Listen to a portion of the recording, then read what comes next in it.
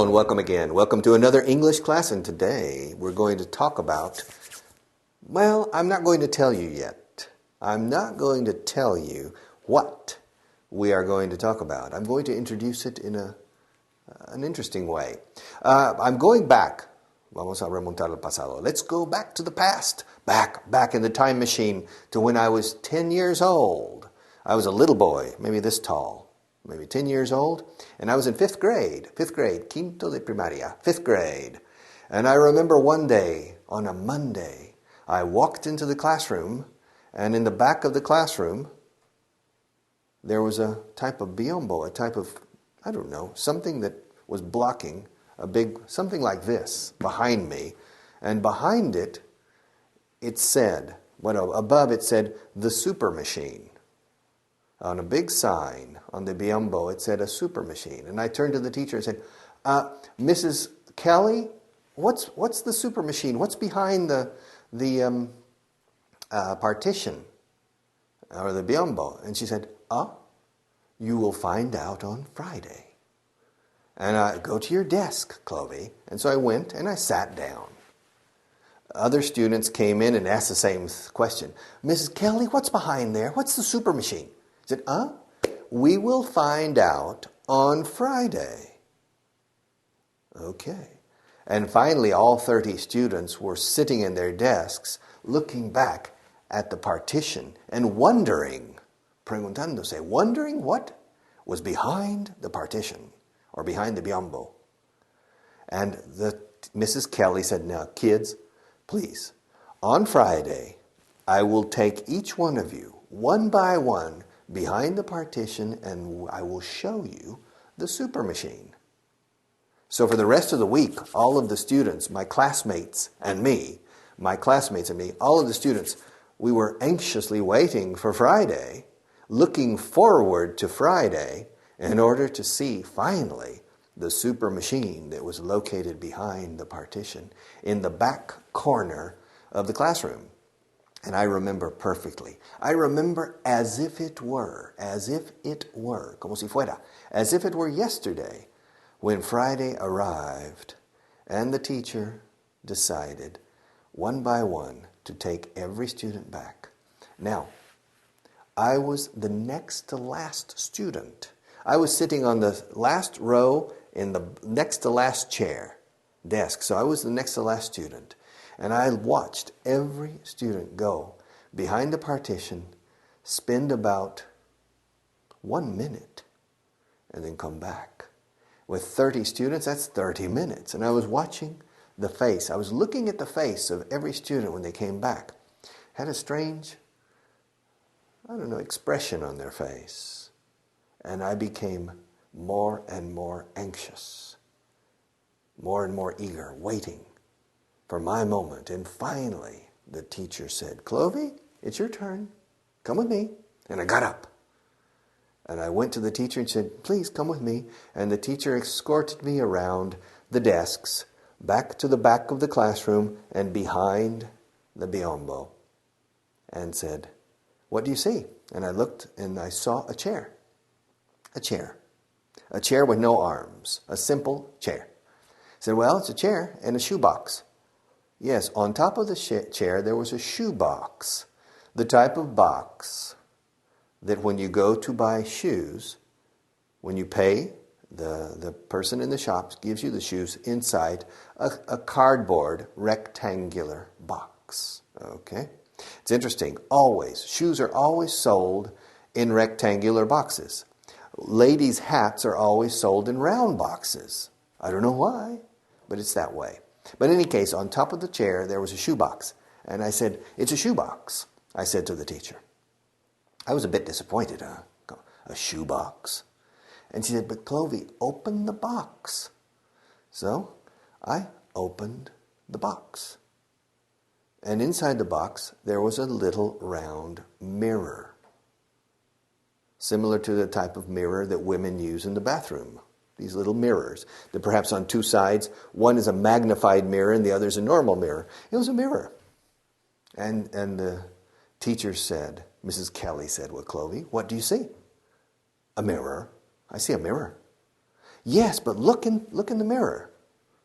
And I looked in, and I looked in. Of course, I saw myself, and I said, well, it's a mirror.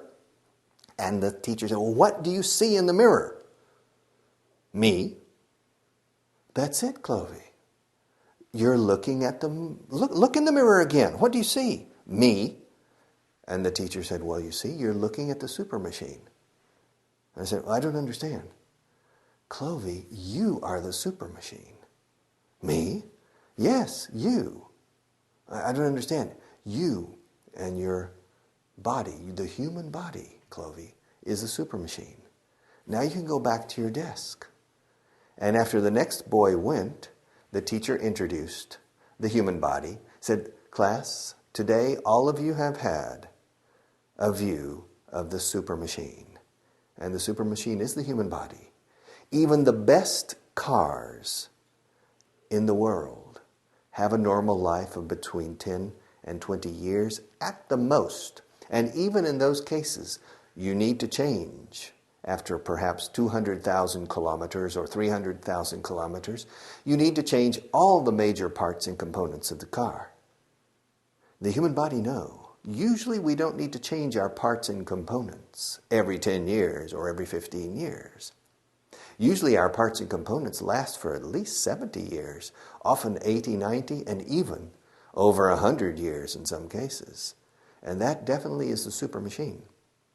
And today, I'm going to start introducing you to the super machine. I'm not going to finish today, but we're going to start with the tip of my fingers, my fingertips. Tip, like una propina. When you go to a restaurant, if the service is good, you leave a tip. If you take a taxi and the taxi driver is pleasant and efficient, often you leave him or her a tip. But tip is also the point of something, the tip of the iceberg that comes out of the water. Our fingertips, the tip of my tongue.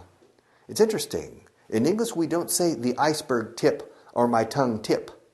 We always say the tip of the iceberg and the tip of my tongue. But we never say the tip of my fingers normally. We say my fingertips. Okay? So we're going to start with my fingertips, and we're going to move up my arm to my shoulder, to my head, to my trunk of my body, my torso, and we're going to learn things about the human body, the external aspects and the internal aspects of the human body. I'm not going to finish in this segment, but maybe, if I feel like it, if I feel like it, I'll continue in another segment. But for the moment, we're going to start with my fingers, and at the end of my fingers are my fingernails. These are my fingernails. I have 10 fingernails and 10 toenails. Okay, but for the moment I have 10 fingernails. If I want to be more specific, I would say I have 8 fingernails and 2 thumbnails. Okay, these are my thumbs. I have 2 thumbs. I have an index finger, a middle finger, a third finger, and a pinky, a little finger. Now my fingernails are relatively attractive in the sense that I don't bite my nails. I don't bite my nails. That's a bad habit. As you say in Spanish, un vicio. I have a friend, Charles. He always bites his nails. I say, come on, Charles, don't bite your nails. And Charles says, Clovey, I'm sorry, I can't help it. I simply can't help it. I say, Charles, that's a nasty habit. It's a bad habit to bite your nails.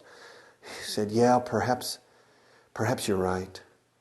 I know it's a bad habit to bite my nails, but Clovey, I guarantee you, I have never scratched anybody in my life. And so it's true. My good friend Charles has one thing positive. He has never scratched anybody because he always bites his nails. Normally we say nails and not fingernails. But if you want to be precise, say fingernails to differentiate it from your toenails and from nails we use in construction to build things. A hammer, martillo y clavo, nail. All right, so these are the nails. Women paint their nails. They file their nails. They take good care of their nails, okay? Men normally don't. Men tear off their nails, bite their nails, and men usually don't take good care of their nails. Many women, not all, but many women take a lot of care of their nails to keep them attractive. And they paint their nails with nail polish. But I'll come back to that another day. I have not progressed very far today on the human body. I have just started with the fingernails, okay? I have a lot more to talk about. I could talk to you for 20 hours straight about the human body. So I'll need to come back another day or another time, another hour to talk more about it, okay? See you soon.